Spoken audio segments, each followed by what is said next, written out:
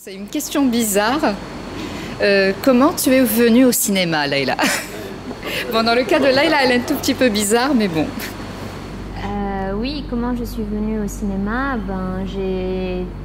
Effectivement, j'ai d'abord un peu grandi dans ce milieu puisque voilà, mon père est cinéaste et que j'ai été présente en figuration dans sa filmographie depuis toujours.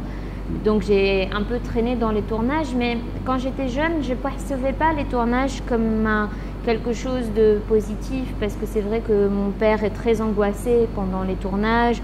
Le tournage où j'ai le plus été, c'est Bonne Famille, parce que j'ai joué un petit rôle, et du coup c'est vrai que sur Bonne Famille, c'était un tournage difficile pour mon père, nerveusement, et donc je ne percevais pas ça comme une fête, et c'est pas vraiment ça qui m'a menée au cinéma.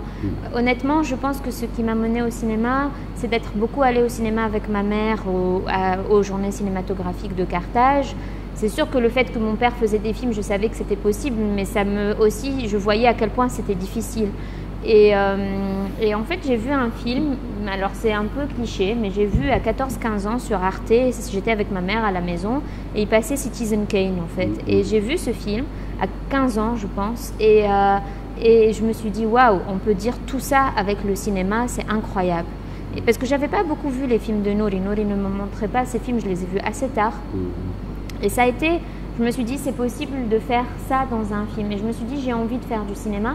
Mais d'abord, je voulais faire de l'image. Je faisais beaucoup de photos. J'étais au club Tahar Hadid de photos. Je voulais faire de l'image. Mon père m'a dit, c'est ridicule, tu es petite, personne ne te donnera à cadrer.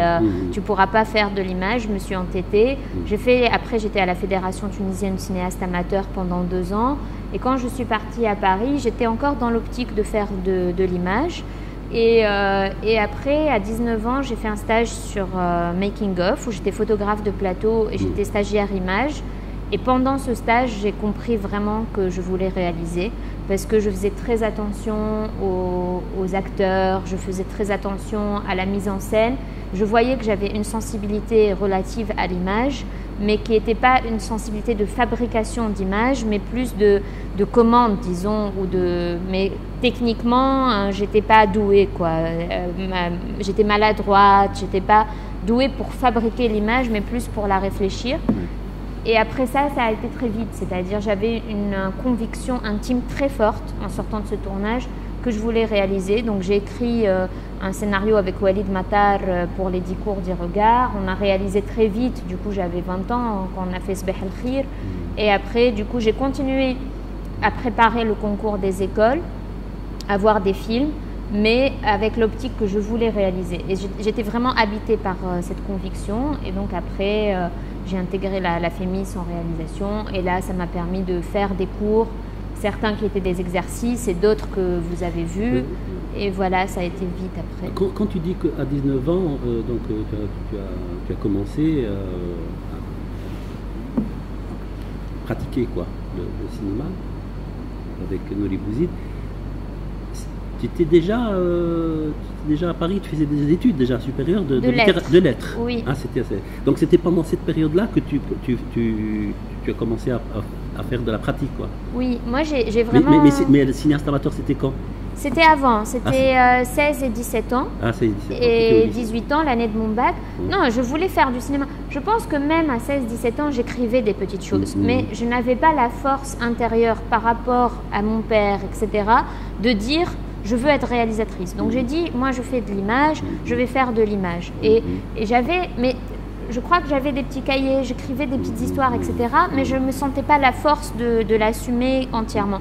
Mais j'étais quand même dans une pratique. J'étais la plus jeune du club de cinéastes, c'était le club Tunis, et j'étais la plus jeune. Et du coup, c'était l'année de mon bac et l'année d'avant. Du coup, je n'ai pas réalisé dans l'FTCA. J'ai participé. Mais tu es entrée comment au club?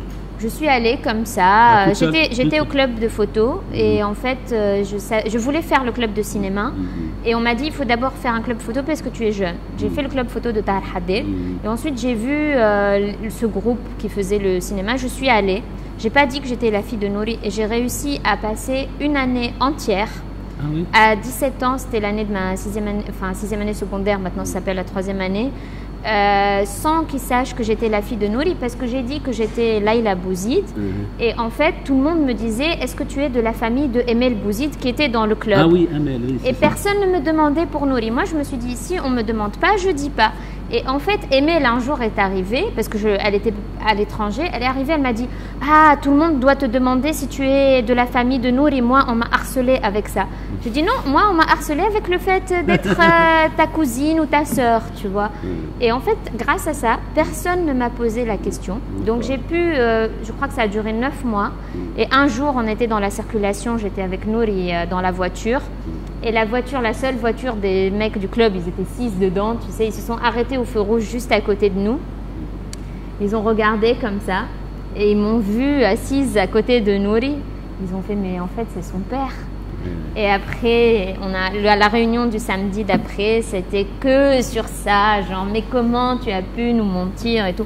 Mais j'étais très fière parce que j'ai réussi à avoir ma place.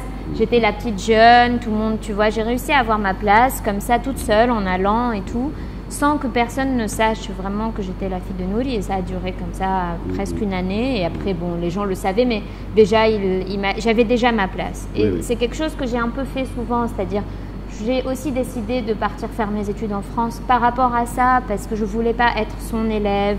Et c'est difficile, et même pour moi, pour trouver mon regard, ma manière de dire les choses, ça aurait été compliqué. Donc j'ai fait ce choix très tôt. Par contre, je pense que j'avais envie de réaliser, mais je ne pouvais pas le dire par rapport à cette ombre-là. Et puis à un moment, j'ai vu dans la pratique, concrètement, que c'est pas de l'image que je voulais faire. Que c'était de la réalisation. C'était de la réalisation. Et donc à la FEMIS, c'était la réalisation. J'ai passé le concours en réalisation, voilà, je l'ai eu et j'ai fait de la réalisation. Et ce qui est super, c'est qu'on fabrique tout le temps. Donc j'ai fait un film en première année, j'ai fait 2 ou 3 films en deuxième année, qui sont des films qui restent au sein de l'école, qui ne sortent pas. Ensuite, à partir de la 3e année, le film sort, ça s'appelait Un ange passe, qui était un film en 35 mm, mais c'était déjà un exercice puisqu'on n'avait que 1 heure de rush pour un film qui fait 15 minutes. Donc, et puis Soubresaut, Mkhob Fikob, qui était mon film de fin d'études. Et puis Sakaria, que j'avais écrit à l'école, mais que j'ai réalisé pendant que le long se finançait. Et puis voilà, le long. Et donc, pendant tes études à la FEMIS, la question de Nouri Bouzid ne se posait pas? Non, beaucoup moins, parce que bon, déjà mes collègues ne savent pas. Il y a une génération qui le connaît très bien, mais la nouvelle génération... Je ne parle pas des étudiants, les profs déjà. Tu parles même des profs. Même des profs. Il y a une génération qui le connaît très bien, il y a une génération qui ne le connaît pas du tout. Et puis, les gens font moins le lien, même s'ils le connaissent. C'est pas parce que je m'appelle Bouzid qu'ils vont faire le lien. Non, et même là, pour le long, je rencontre des journalistes, certains le connaissent et me disent, est-ce qu'il est de ta famille? Mais d'autres, pas du tout. Après, ceux qui le connaissent très bien et qui connaissent très bien son cinéma, forcément, ils tissent des ponts, etc.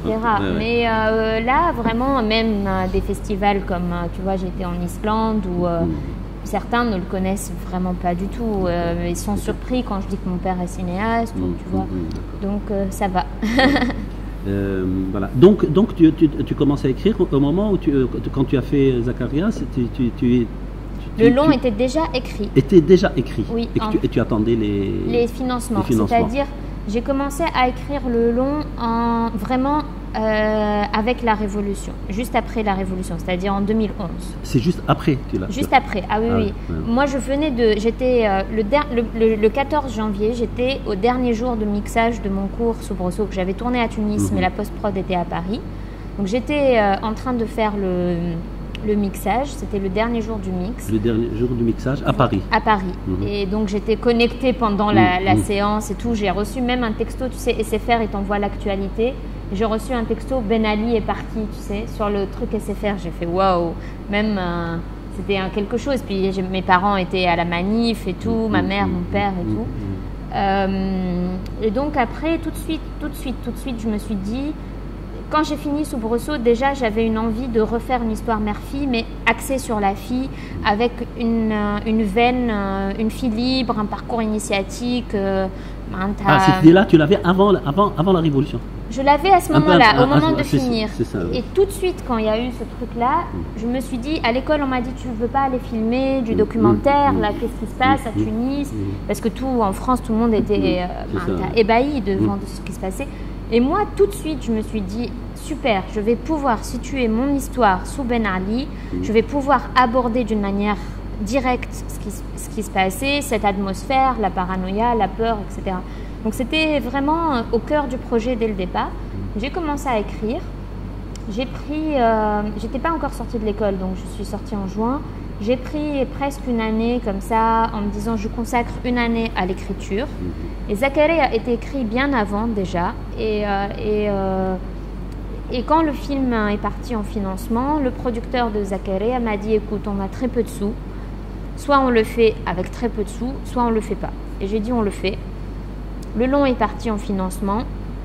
On a commencé à préparer Zakaria et ça m'a énormément apporté pour le long parce qu'on a tourné dans un petit village avec des non-professionnels complets parce qu'on n'avait pas de sous. Hein. C'était vraiment une nécessité d'abord concrète.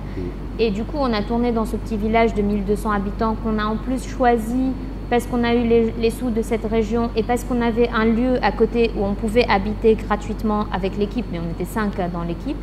Et là, c'était super parce que j'avais aucune pression, vu qu'on avait très peu de sous, très peu de moyens. Et là, on a tourné comme un documentaire, c'est-à-dire le luxe qu'on a eu, c'est qu'on a tourné 10 jours pour un cours de 27 minutes, c'est pas mal. Et on a tourné dans les lieux du village, donc le bar, c'est vraiment les clients du bar. Tu sais, ils regardent un match de foot. Il y avait vraiment le match de foot OM, PSG. Ils le regardaient pour de vrai. Et donc Zakaria, c'était après la Révolution. Oui. C'est ça, ouais, voilà. On a tourné en... On a tourné... 2013, on a tourné. 2013. Oui. L'automne 2013. Et le scénario du long, donc tu l'as écrit toute seule? J'ai d'abord commencé à écrire toute seule, un premier jet, et j'ai été bloquée à certains endroits. Et quand j'ai été bloquée, j'ai été voir une amie qui a écrit avec moi à Soubroso, qui est avec moi à l'école, qui était en scénario. Et on a commencé à discuter. Et on se voyait toutes les semaines. Et donc, je lui disais, voilà, ça, c'est ça. Et on parlait des personnages. Mais tu sais, on parlait des personnages comme si on parlait de gens qu'on connaissait, comme ça. Il y avait un jour, on parlait de la mère, mais pendant 2 heures, tu vois. Et il pourrait se passer ça. Et comment elle est, c'est quoi son passé, etc. Et elle me débloquait. On trouvait des choses dans la discussion. Je repartais, j'écrivais. Et on se revoyait 3 jours plus tard, 4 jours plus tard. Je lui envoyais ce que j'avais écrit. Et on reparlait. Et comme ça, pendant 3 mois, toutes les semaines. Donc, elle a trouvé des choses que je n'ai pas du tout trouvées toute seule, mais j'écris moi. Donc, j'écrivais, mais elle a trouvé des choses avec moi, on a trouvé des choses à 2. Et puis là, il y a eu la première version vraiment aboutie. Et après, on a fait un travail de réécriture. Parfois, elle prenait des scènes qu'elle retravaillait elle, parfois moi. Ce qui est paradoxal, c'est qu'elle n'est jamais venue en Tunisie. Elle ne connaît pas la Tunisie qu'à travers ce que je lui racontais. Mais elle me posait des questions du coup. Elle me disait mais ça je comprends pas. Par exemple la médecine, tu vois, je comprends pas. En France on peut choisir ce qu'on veut. Et il y avait des discussions comme ça et puis on construisait les personnages ensemble. Et... Donc on a écrit à 2 mais on n'a pas écrit à 2 mains. C'est-à-dire moi j'écrivais, elle débloquait des choses, elle trouvait des choses, on discutait et je retravaillais. Mais j'aime beaucoup, moi, collaborer. J'aime beaucoup collaborer à l'écriture. J'aime beaucoup collaborer avec le chef opérateur. J'aime beaucoup collaborer avec le monteur. J'ai des rapports très... je crois énormément dans le travail d'équipe et j'ai un rapport très fort de création avec mes partenaires principaux.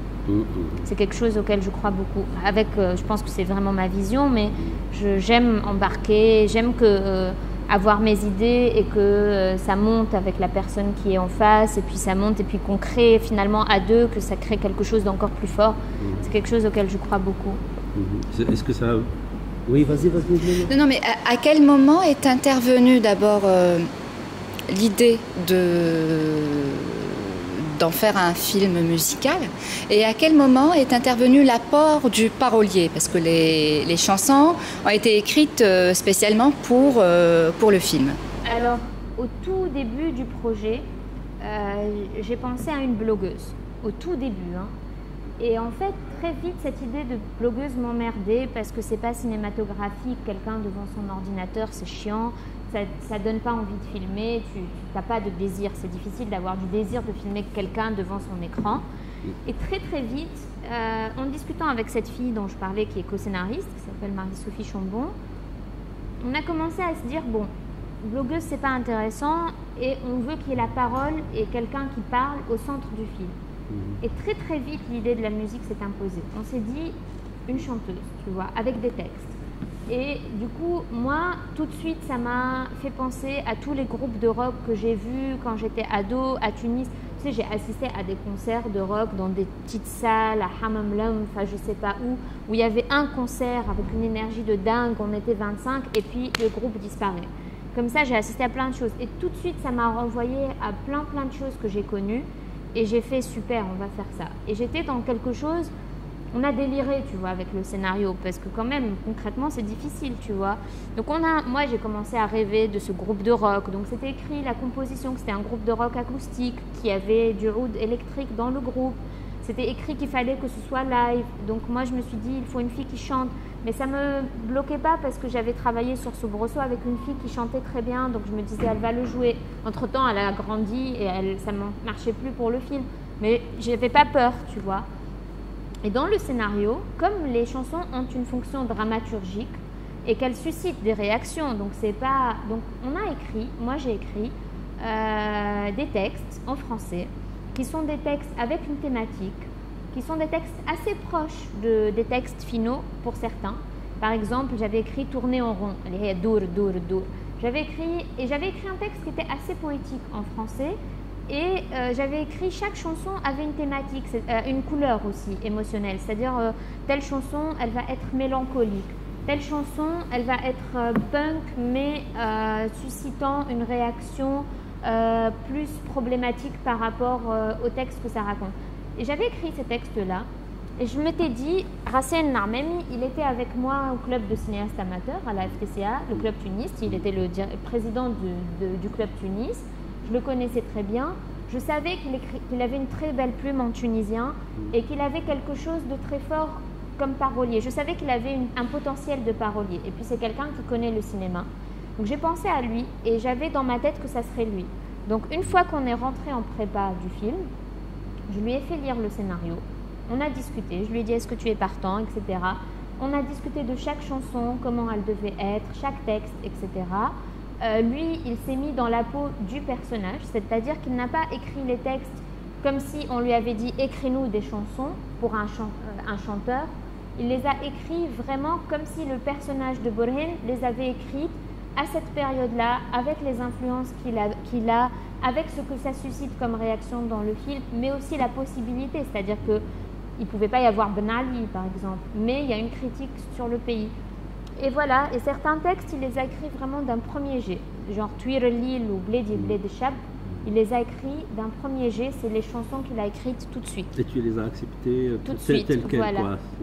Ala Halat Aini est arrivé assez tard et il y a eu un travail d'aller-retour, c'est-à-dire il a écrit un texte, ça ne me convenait pas, il a réécrit, ça me convenait mieux, on a discuté beaucoup et puis finalement le texte qu'il a écrit était beaucoup plus long que ce qu'il y a dans le film, donc j'ai enlevé des couplets, je lui ai dit écoute ça, je l'enlève, ça je l'enlève, ça je l'enlève, mais c'était un travail à deux.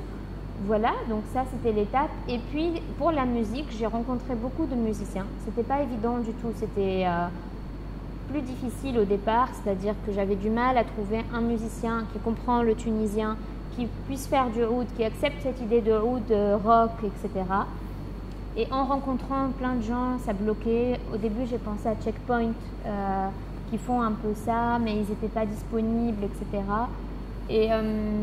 Et par hasard, je fais un casting à Paris pour une fille qui est chanteuse, enfin qui chante un peu, qui me donne rendez-vous à un concert, tu vois. Elle me dit, tu veux me rencontrer, je vais à un concert, est-ce que tu veux venir? Je vais à un concert pour la rencontrer, elle ne vient pas, il y avait 20 personnes, et là il y avait Elif ensemble, il y avait Khayem, qui faisait du oud, et c'est un groupe de rock, c'est magnifique, il y a une énergie de dingue. Il y avait Semit Lili dans la salle que j'ai rencontré une semaine plus tôt à Tunis, je ne le connaissais pas.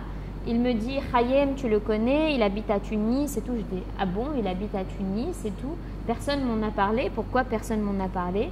Et Semi me dit il faut que tu le rencontres pour ton film. Il a organisé un rendez-vous, on s'est vu Hayem et moi. Il restait 3 jours à Paris, Hayem. Et ça a été vraiment évident tout de suite. C'est-à-dire dès qu'on a discuté, on était sur la même longueur d'onde tout de suite, sur la musique, sur les jeunes, sur le groupe, sur ce que il fallait que ça raconte, sur tout. Et Hayem a été d'une réactivité incroyable, d'une efficacité. Il a travaillé tout de suite et la musique, vraiment, tout ce qu'il a composé, j'avais une confiance totale. Il a composé pour la voix de Baya. Et il a composé, et certaines chansons sont arrivées 2 semaines avant le tournage. La production française, ils étaient paniqués, tu vois. Mais moi, j'avais confiance et voilà. Et alors tout ça, c'était avant ou après avoir choisi la comédienne? Tout ça, c'était avant, mais j'ai commencé à rencontrer des comédiennes 1 an avant le tournage. Donc, quand j'ai rencontré Rassen et Hayem, j'avais 2 comédiennes ou 3 en tête, dont Baya. Donc j'avais 3 comédiennes en tête et j'ai beaucoup hésité. C'était le choix le plus dur du film, c'était le choix de l'actrice, le choix le plus angoissant. C'est-à-dire que pendant 1 mois, je crois, je dormais à peine. J'étais dans une angoisse noire de ce choix. Entre les 3, à égalité, tu étais... Entre 2, après. Au début 3 et après 2. On peut savoir ou c'est pas la peine? C'est pas la c'est peine. pas... Bon, ok, très bien. Et donc finalement, ton choix, il a porté... Voilà. Mais ça t'a pris du temps. C'était dur parce que c'est un risque. C'est-à-dire, tu prends les 2 étaient non professionnels, n'ont jamais joué. Et ça, c'était décidé, c'était un choix, ça, qu'elle soit non professionnelle. Oui, parce que bon, elle a 19 ans, donc déjà c'est compliqué à 19 ans de trouver quelqu'un. Et puis de l'expérience de Zakaria, j'avais vraiment cette envie d'acteurs non professionnels, de réalité, de gens qui sont assez proches des personnages pour les incarner et apporter leur vécu. C'est une méthode. Je crois que ça n'existe pas beaucoup dans le cinéma tunisien, mais j'avais vraiment envie de ça, très fort. Mais les 2 filles étaient très différentes. Et c'est-à-dire, le choix de l'une ou l'autre impliquait un film différent. Vu qu'elle est présente quand même, 80% du film, elle est là. Donc, il y avait quelque chose le choix n'impliquait pas juste le choix de l'actrice, ça impliquait quel film je voulais faire, tu vois. Et ça, c'était très difficile. Et puis... Tu veux dire quoi, quel film tu voulais faire? Puisque ton scénario, il est déjà... Oui, mais elles n'engageaient pas du tout la même chose, les 2 filles. Par rapport à la mise en scène, tu veux dire, par rapport au découpage? Physiquement, c'était pas du tout le même type de fille. Dans le tempérament, c'était pas du tout le même type de fille. Donc, il y avait quelque chose qui faisait que ça n'était pas la même chose. Si tu veux, l'autre choix, de l'autre fille, était un choix qui me rassurait énormément. Je suis allée finalement sur un choix qui ne me rassurait pas du tout, qui était une prise de risque beaucoup plus forte, mais qui, si elle fonctionnait... pourquoi elle était plus rassurante? Ou celle-là, elle n'est pas rassurante, peu importe. Je sais pas, parce que elle a un physique beaucoup plus classique, l'autre que j'ai pas choisi. Un physique beaucoup plus classique et une manière de jouer beaucoup plus intérieure. Et ça aurait été un film peut-être moins énergique, plus bergmanien, tu vois. Il y avait un choix, tu vois, comme ça, c'était pas le même cinéma. C'est par exemple quelqu'un qui avait un physique beaucoup plus à la Nouri Bouzid, tu vois. Quelqu'un d'extrêment photogénique, tu vois, avec une évidence avec la caméra, mais pas une évidence d'énergie, tu vois. Tu vois, c'était vraiment un choix difficile.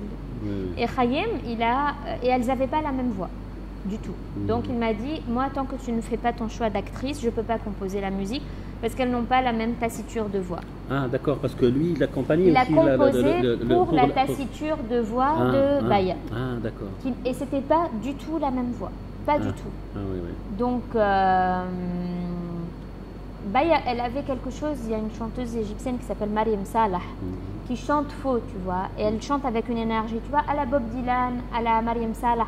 C'est des gens qui chantent pas forcément juste, ou même Gainsbourg des fois. Bon, non, Gainsbourg il est plus fort, mais il y a ça mais on n'a pas beaucoup ça dans la musique arabe. À part Mariam Salah, il y a ce côté de voix parfaite, la diva, tu vois. On a ce Kalthoum, Fayrouz, les voix incroyables et tout. Et nous, on voulait quelque chose de plus brut, je m'en fous, je chante faux, j'y vais avec mon énergie, parce je dégage. Parce que c'est lié à la nature même du personnage qui a 18 ans, tout simplement, tu vois, et qui n'est pas une diva, c'est juste quelqu'un qui a envie de faire les choses et d'avoir cette possibilité aussi, tu vois, dans la musique, de dire c'est de l'énergie.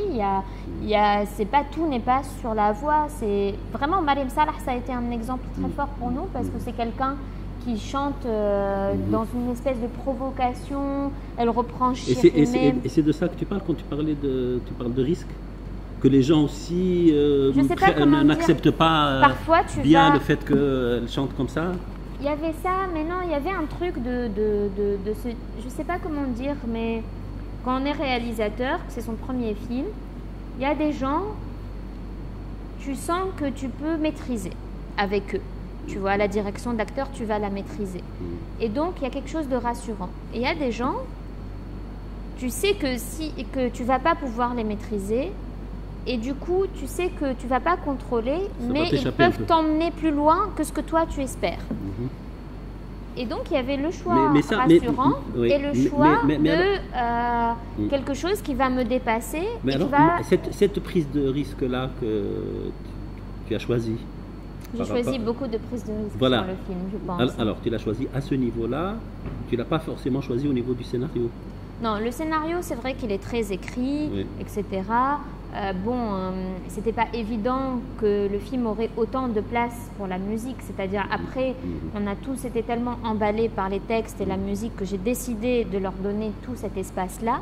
Et parce que j'ai une croyance très forte dans ces textes, que j'ai aimé les filmer, que pour moi c'est de la mise en scène. Par exemple, la longue chanson Tuir Lille, elle dure presque 6 minutes, je crois, tu vois. Et pour moi, c'est comme un entracte dans le film parce qu'elle est pile au centre du film. Et presque, j'aurais voulu mettre entracte. Tu sais, il y a ça dans le dernier film de Léos Carax. Comment ça s'appelle le dernier film de Léos Carax, Holy Motors, il y a un moment dans le film, tu sais, il y a Denis Lavant, il vit plein de vies, et au centre du film, il y a un moment musical dans une église qu'il a tourné aussi en live, et il y a écrit entracte. Et pour moi, c'était comme un entracte, ce Tuirli. Donc, quand on dit que le scénario est écrit, enfin, il n'est pas si écrit que ça, puisque la chanson occupe beaucoup de place. Voilà, et que, donc, voilà. Là, aussi... Mais c'est vrai qu'il y a une structure dans le scénario, il y a un élan, c'est un film écrit, quoi. Mais après, à l'intérieur des scènes, j'ai beaucoup retravaillé. Et voilà, il y avait beaucoup de prises de risques. Par exemple, la gare routière. On est allé avec 10 figurants à nous. On n'avait pas les moyens de bloquer cette gare, tu vois. On avait une voiture à nous, un chauffeur à nous. Je suis arrivée, j'ai fait le texte avec lui, le chauffeur, qui est le vrai chauffeur de la voiture qu'on a louée, nous. Le mec, il était incroyable au jeu. J'ai dit, ok, c'est toi qui joues, tu vois. J'ai pas dit, tu vois, il y avait des trucs comme ça. Mais c'est drôle ce que tu dis, parce que le film, il est... Là, on a parlé que de la fille. Il y a un côté, on va dire, stable dans le film, écrit, construit, organisé. Il est construit, c'est vrai. Et il y a toujours un côté, comme tu dis, prise de risque qui apparaît à différents... Est-ce que, pour la mère, par exemple, c'était plus le côté... C'était plus simple pour toi, le choix de la... En fait, le choix de la mère a beaucoup découlé du choix de la fille. C'est-à-dire, comme j'ai hésité, comme j'ai dit, pour chaque fille, j'avais une mère différente dans ma tête, tu vois. Parce qu'elles n'ont pas le même physique, tu vois. Et du coup, j'avais cette idée de Ralia. Mais c'est aussi une prise de risque. Il y avait une évidence plus forte par moment, mais ce n'est pas une actrice. Et elle-même, elle m'a dit, je ne suis pas une actrice. Pourquoi tu viens me chercher, tu vois? Qu'est-ce que tu cherches avec moi, tu vois? Elle ne comprenait pas. Elle me dit, moi, je suis chanteuse, tu me mets mère d'une chanteuse. Mais il y avait comme ça un truc de... Je ne sais pas pourquoi, mais il y avait une conviction comme ça. Je voulais des gens qui n'étaient pas des acteurs, de toute façon. C'était un équilibre qui, je crois, me convient bien. C'est-à-dire ça concerne, je dirais, plus les femmes que les hommes, ça, non? C'est vrai, les hommes... Bon, le garçon, le petit copain aussi, hein, oui, c'est pas du tout un acteur. Comment il s'appelle c'est les policiers qui sont des acteurs. Oui, les policiers sont... Oui. c'est vrai, des policiers. Les deux policiers sont des acteurs. Oui, voilà. Bon, le père, quand je l'ai pris, il a très peu joué. Après, il a joué dans un feuilleton, donc maintenant, il joue. Mais moi, je l'avais jamais vu avant. Personne ne le connaissait. Enfin, si, ils le connaissent comme ils le connaissent comme universitaire, surtout. Donc, pour moi, quand je l'ai pris, c'est pas un professionnel non plus. Mais les deux policiers sont des acteurs. Mais c'est assez intéressant, tu vois, parce qu'ils jouent différemment, du coup. Oui. Et ça, c'était pensé dès le départ, il y avait quelque chose de pensé, et en tout cas ça me plaisait cette idée parce que pour moi, comme je travaille des gens, quand je prends des noms professionnels, je prends des gens qui se sont très proches des rôles. Pour moi, je pouvais pas prendre des vrais flics, c'est évident, et donc c'est plus des rôles de composition, et à ce moment-là, c'était plus juste de prendre des gens qui sont des acteurs, puisqu'ils vont jouer des rôles vraiment de composition totale. Tu vois, parce que le film aussi il parle un peu de ça d'une certaine manière, de ce que tu dis là, puisque c'est les deux femmes, enfin la mère et la fille, elles sont à la fois installées dans un, on va dire, couple, mais de façon différente, et en même temps il y a toujours l'autre là qui est à côté, qui se trouve être dans les deux cas d'ailleurs le flic, et qui lui déstabilise un peu déstabilise un peu la vie. La vie, cet ordre que tu mets en place. C'est comme si le film parlait aussi un peu de ça, c'est-à-dire de quelque chose qui est tracé, qui est ordonné, qui suit son chemin, à peu près. Et puis, il y a quelque chose, un élément un peu plus ou moins perturbateur qui met en crise, quoi. Parce que cette idée-là, elle est reprise, elle n'est pas propre à la mère ni à la fille, puisque c'est la même chose. Oui, c'est vrai, oui, je suis d'accord. Et tu vois, quand on parle du scénario aussi, il y a un truc, le scénario est très construit, mais après, c'est vrai que voilà, je me suis fait plaisir dans les scènes, et parfois, les scènes qui me font plaisir, elles durent. Mais parce que parfois... Parce qu'elles me font plaisir, tu vois, c'est un plaisir de cinéma. Ce sur quoi je voulais vraiment t'interroger pour entrer dans le fond du film,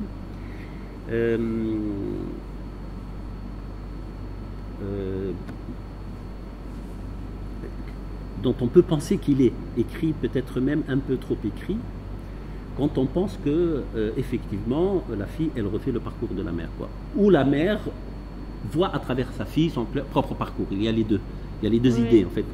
On peut penser que c'est un film plus sur la mère que sur la fille, mais ça dépend du point de vue qu'on adopte, ou en fonction peut-être de l'âge ou de, je sais pas, de l'attente qu'on a. Ça c'est écrit, ça on le voit que c'est écrit, c'est vraiment la répétition, quoi. Voilà, il y a la mère, elle est avec un copain, l'autre c'est un flic, il y a la fille, elle a son copain, il y a un autre, tu vois, la triade, elle est reprise, quoi. Oui, et en plus il y a la fille qui disparaît du film, c'est-à-dire physiquement, on la suit, et aux 2/3 du film, elle disparaît concrètement, et il y a une prise de relais, c'est-à-dire on a la mère qui est personnage important, c'est-à-dire il y avait, tu sais, j'ai parlé de cette histoire de construction du film en 3 actes, et le premier acte on voit les deux, et puis le deuxième acte on voit beaucoup plus la fille, mais le troisième acte, la fille à un moment disparaît concrètement du film, et là il y a une prise de relais du personnage principal, et ça a été quelque chose qui était volontaire et qui était au cœur du projet dès le début. Je voulais cette prise de relais et ce basculement, et ça c'est la chose la plus forte et la plus importante dans le film. Alors je veux pas, mais peu importe, on est maintenant libéré de Nouri Bouzid, mais on peut en parler, c'est pas grave, comme un exemple d'un cinéaste. Oui, bien sûr, je dis souvent c'est le père du cinéma tunisien. Oui, non, mais parce que alors c'est très étonnant ce relais, parce que chez, par exemple, Nouri Bouzid, et pas seulement lui d'ailleurs, mais chez lui, comme c'est plus structuré, c'est plus cohérent que beaucoup d'autres, c'est des personnages qui sont enfermés, quoi, qui tournent en rond, etc. Chez lui jusqu'à se brûler, etc. Alors que là, il y a quelque chose d'autre, justement. Parce que finalement, enfin, à la Nouri Bouzid, on aurait imaginé un film sur cette femme-là et son mec, et la voir vivre sur le mode du flashback, son histoire. C'est vraiment le paradigme du cinéma tunisien des années 80, la crise d'un personnage, et qui le ramène à quelque chose de trauma, on va dire, originel, ou un truc comme ça. qui est fort dans L'Homme de cendre et qui existe beaucoup dans le cinéma de nous.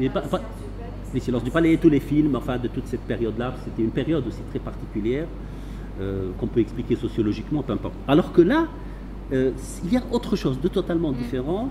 C'est vrai, pour moi en tout cas, le film parle de la mer, ça c'est évident, même si, comme c'est un film aussi ouvert, on ne sait pas trop qui est le personnage principal, mais c'est elle qui est...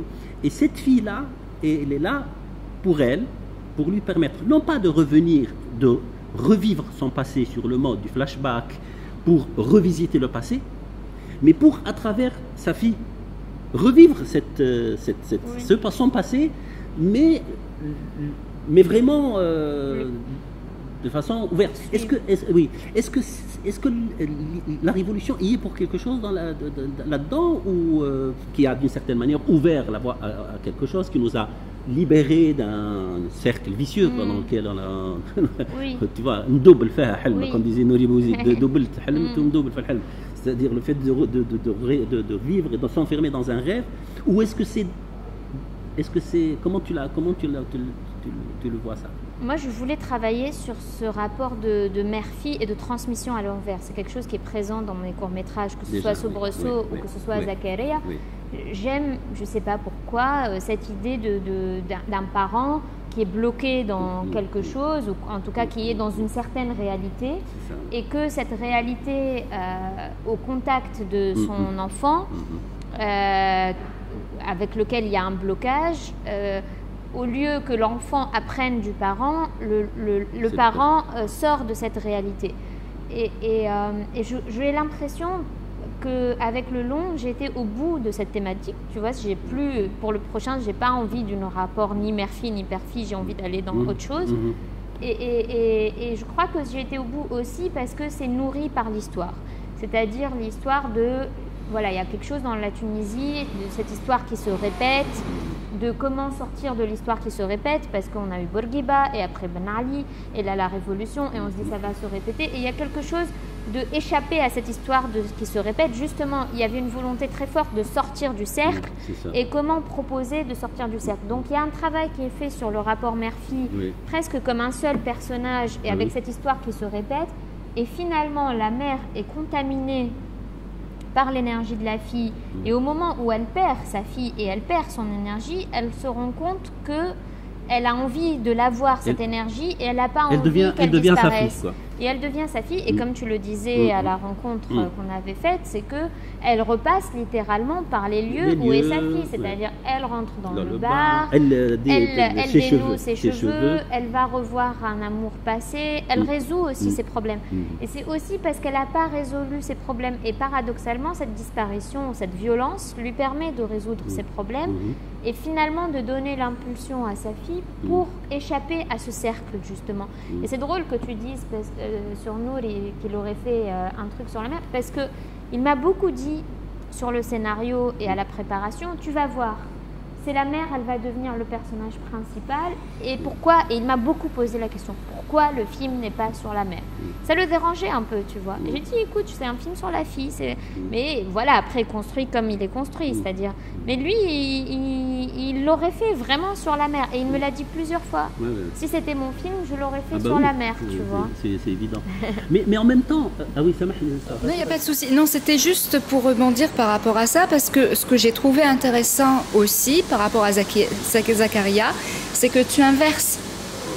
Parce que dans Zakaria, on est plus avec le père, pardon. Pareil dans Soubresaut. Et la fille, elle était là pour lui révéler ce qui n'est pas résolu en lui. Bon, on trouve ça dans Ala Halataini, mais dans Ala Halataini, on est plus avec la fille, même si ça se termine aussi sur la mère. En fait, les deux cours, c'est à chaque fois avec le parent. Et pour le long, j'avais cette envie d'être avec l'enfant et d'être dans cette énergie, dans la fougue. C'est-à-dire dire à chaque fois, en tout cas dans Soubresaut, cette fille était libre, etc. Mais on ne voit pas en fait. Je me suis dit non, là j'ai envie d'y aller. Et du coup, il y avait quelque chose, la fille est un personnage entier. C'est presque le personnage le plus simple du film en fait. Tous les autres sont remplis d'ambiguïté, de contradictions, de problématiques. Et Farah, c'est un personnage entier qui est oui, avec sa soif de vivre. Parce qu'elle est, ça veut dire, vierge. Enfin, je veux dire, c'est une ça, fille c'est le page parcours blanche. initiatique. Oui, oui, c'est une page blanche. Et qui n'est pas blessée au départ, qui est oui. remplie juste d'une fureur de vivre ou d'une envie de vivre.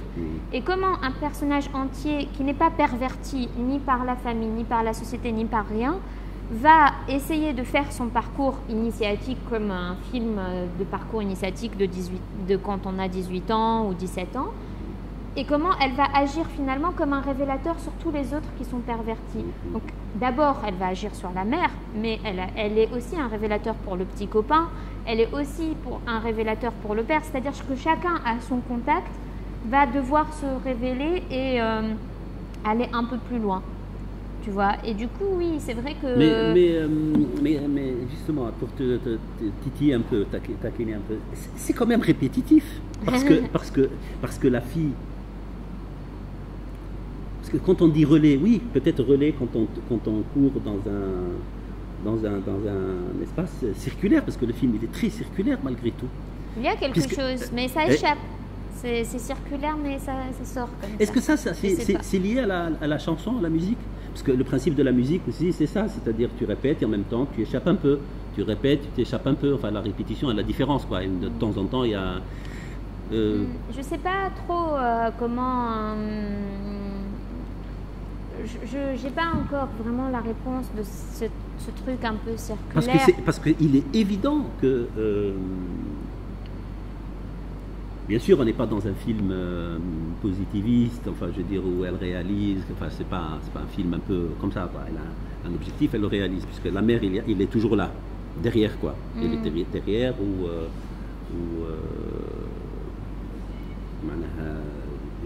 elle est là, quoi, elle est tout le temps présente, et de plus en plus présente, d'ailleurs. C'est très étonnant. Enfin, ce que je veux dire, c'est quand même un paradoxe qui est extrêmement intéressant, qui fait la valeur du film pour moi, hein, et qui est une lecture aussi de l'histoire qui me paraît intéressante, qui n'est pas du tout comme ça et linéaire, et qui linéarité lancinante comme question, et se poser de façon lancinante pour les cinéastes d'avant, parce qu'ils voulaient la linéarité, ils voulaient dépasser le père, ils voulaient tuer le machin, ils voulaient, etc. Et là, le paradoxe, c'est que tu remontes. C'est-à-dire cette libération, elle se fait en remontant le temps. Elle ne se fait pas de façon. Tu comprends ce que je... pas projetée vers l'avenir. Voilà, c'est pas projeté vers. Pour aller au bout d'un élan de liberté, on revient finalement sur le passé. Voilà, c'est comme si par rapport au. Moi, je pensais jamais à Nollywood quand j'ai vu ton film, hein, quand tout le monde me dit Nollywood, etc. Beaucoup de gens disaient. Mais là, comme tu en as parlé tout à l'heure, et aussi par rapport, parce que tout à l'heure on était en train de parler de ça, avec Ziad Kaltoum, aussi les différentes générations de cinéastes,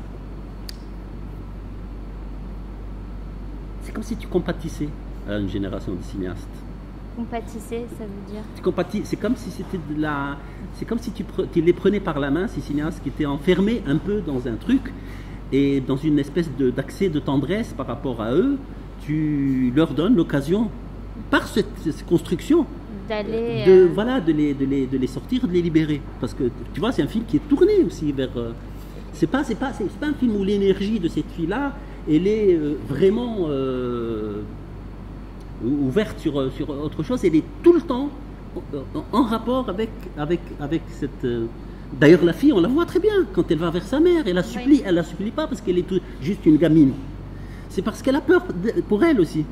Donc, il y a, moi, ce que j'ai senti dans le film, c'est comme une espèce de compassion pour cette génération qui n'arrivait pas à... Je ne saurais pas dire, mais ce qui est marrant, en tout cas par rapport à ce que tu dis maintenant que tu le dis, c'est que j'ai des très très très belles réactions, justement des cinéastes en tout cas qui l'ont vu, pas tous l'ont vu, de cette génération-là. C'est-à-dire Mahmoud Ben Mahmoud, il m'a écrit par rapport au film, bon, Nouri, et ils ont l'impression que le film... il y a une très belle reconnaissance de cette génération-là par rapport au film, ce qui n'est pas évident, tu vois, parce que le film, il est dans une certaine énergie, il y a quelque chose de l'ordre d'un renouvellement générationnel dans le film. Mais j'ai vraiment des réactions très très très belles et très fortes. Je suis assez émue parce que c'est vrai que j'ai une reconnaissance en tout cas forte de cette génération dont tu parles. Oui, c'est un hommage, je le vois plus qu'un hommage. Moi j'ai parlé de compassion, je suis allé plus loin que ça. Parce que l'hommage, on le voit aussi, y compris à travers Nouri Bouzid, présent dans le film, quand elle est devant son père, c'est évident, ça. Oui, en plus, c'est au moment où elle dit papa, et après on voit Nouri. Mais non, mais au-delà de l'anecdote, quoi. Mais bon, moi aussi, je suis présente dans L'Homme de Cendre, je suis un bébé d'1 an qui pleure, donc dans Sabot au Nord, je suis dans les cercles des gosses qui tournent, c'est très furtif. Non, mais parce que, non, mais je te dis ça, pourquoi je te dis ça? Parce que je pense aussi à beaucoup d'autres cinéastes de ton âge qui font des films et qui sont plus dans quelque chose de beaucoup plus... De rupture. De rupture plus forte, plus tranchée, quoi, on va dire, tu vois, avec... alors que, et nous n'avons pas l'habitude de ça. Ça commence un tout petit peu, mais on n'en a pas l'habitude. En Égypte, ça existe. L'histoire de la filiation, plus que de la transmission, c'est de la filiation, je veux dire cinématographique. Moi, je vois comme une... Voilà, tu dis un passage de relais dans l'histoire, mais le film, lui aussi, c'est comme un film qui réalise un passage de relais d'un cinéma vers un autre. Il y a quelque chose de plus doux et de plus... je ne vais pas jusqu'à dire de condescendant, mais de compatissant, voilà.